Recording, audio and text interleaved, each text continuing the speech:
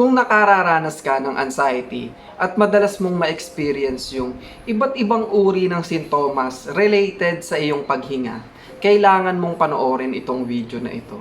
So kung nakaka-experience ka ng anxiety and panic attack, malamang karamihan sa inyo na-experience nyo na yung parang ambabaw lang na mabilis yung paghinga mo.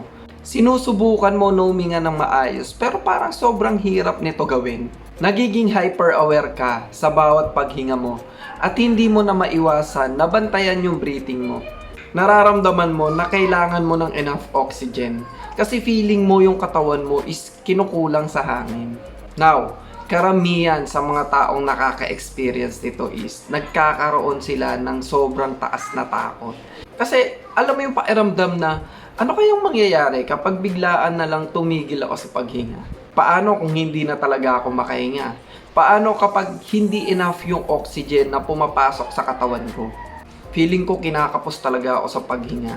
Baka may problema sa akin. And yung mga ganitong intrusive thoughts na pumapasok sa ating isipan, ito yung mas lalong nagke-create ng anxiety sa atin.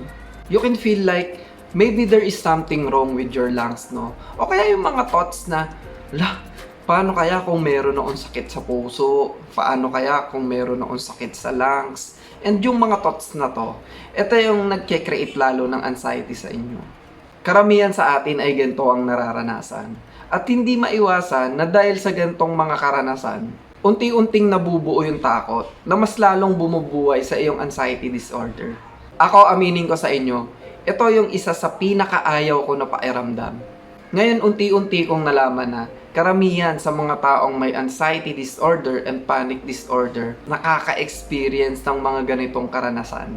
Ngayon, ang nangyayari sa kanila tuwing nakaka-experience sila ng difficulty of breathing symptoms ng anxiety is nagkakaroon sila ng doubt and confusion. Dahil sa sobrang pangit talaga sa pakiramdam nito tuwing na-experience ko ito noon, minsan hindi maiwasan na questionin ko yung sarili ko. Anxiety disorder lang ba talaga yung dahilan kung bakit na-experience ko yung hirap sa paghinga? Maybe there is something serious about my health. Yung ibang tao na nakaka-experience nito, minsan hindi pa maiwasan na pumupunta sila sa ospital para magpa-konsulta sa doktor. Pero ang ending, sasabihin lang sa'yo ng doktor, naku, 100% physically healthy ka. Wala kang dapat katakutan at wala kang dapat iwasan sa sarili mo. Yung iba naman, buong araw na merong nakalagay na pulse oximeter sa daliri nila just to make sure na 100% okay yung oxygen level and pulse rate nila. Karamihan sa inyo sigurado ko na ang iniisip is yung difficulty of breathing.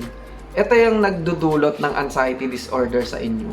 Pero sa totoo lang, baliktad yung interpretasyon ninyo kung ganoon yung pinaniniwalaan ninyo. Ngayon ang malaking katanungan, bakit nga ba nagke-create ng ganitong sintomas kung anxiety disorder lang yung na-experience natin?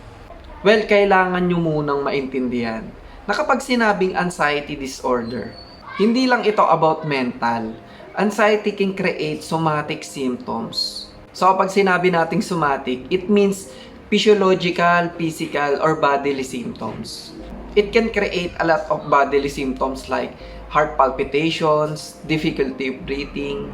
So what happens is, tuwing nakararanas tayo ng hirap sa paghinga, tuwing tayo ay nag-anxiety attack, ang katawan nyo ay sinusubukan na kumuha ng enough or extra oxygen. So bakit nga ba ginagawa ng katawan natin ito? Well, tuwing nakaka-experience tayo ng anxiety, it is about your body survival response. At ito ay tinatawag na fight or flight response. It is a natural mechanism ng ating katawan. At lahat ng tao ay meron ito. It is designed to protect us, lalo na tuwing merong predator sa paligid natin. So itong mechanism ng katawan natin na to, na-develop natin to sobrang tagal na panahon na. Dahil yung mga ancestors natin, sila yung mga prey, no? May mga predators kasi that time, no? Like lion, alligator, tiger. And during that situation, yung mga ancestors natin, sila yung mga prey, sila yung mga hinahunt ng mga predator na yun. And in order para makasurvive sila sa ganong sitwasyon, na-develop yung ganong mechanism, no? Ngayon ang nangyayari is, halimbawa, andyan na yung predator sa harap natin. Nalilisik yung mata, handang-handa na sila para kainin tayo. Humihinga tayo ng mabilis para magkaroon tayo ng extra oxygen sa ating katawan. And ginagawa ng katawan natin yon para i-prepare yung sarili natin kung kailangan natin lumaban or tumakas sa isang sitwasyon. So tuwing nag-activate yung fight or flight response sa ating katawan, so syempre bumibilis at bumababaw ang ating paghinga. Ang consequence tuwing nangyayari sa ating katawan yun is masyadong bumibilis yung blood flow para ma-deliver yung oxygenated blood sa ating utak. And that is the reason kung bakit marami sa atin is biglaan na lang nahihilo, parang bumibigat yung ulo, parang nag-iiba yung paningin, tapos alam mo yun, yung parang kang lutang, no? Ayun yung mga dahilan, and ayun yung mga pwedeng mangyari sa atin tuwing na-experience natin yung fight or flight response. And in modern days, no, sa ating may mga anxiety disorder and panic disorder, ang pinaka main problem is nag-activate yung ganitong survival instinct natin even if wala naman tayo sa danger situation. Kasi in modern days, iba na kasi yung mga danger na na-experience natin. And ang ating brain is confused. Hindi nito alam kung ano yung facts, kung ano yung reality sa hindi. Yung mga simple stressors na na-experience natin in every day of our life, minsan ito yung nagtitrigger, no? Na-anticipate ng brain natin ito as danger. Kaya lumalabas yung response ng ating katawan na ganun. And yung pangit na pakiramdam, no? Tuwing na-experience natin yung difficulty of breathing, na sintomas ng anxiety. Ito yung problema dito kung papaano natin siya i-interpret sa sarili natin. Kapag tayo is nag-overthink, pumasok na yung intrusive thoughts, nag-catastrophize ka doon sa mga pairamdam na yun, ito yung lalong nagpapalakas sa iyong anxiety and panic attack.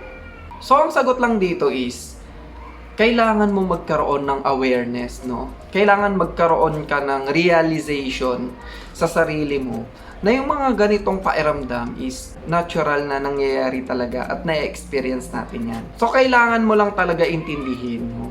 Kailangan mo na malaman, kailangan mo na ma-anticipate yung mga triggers ng iyong anxiety.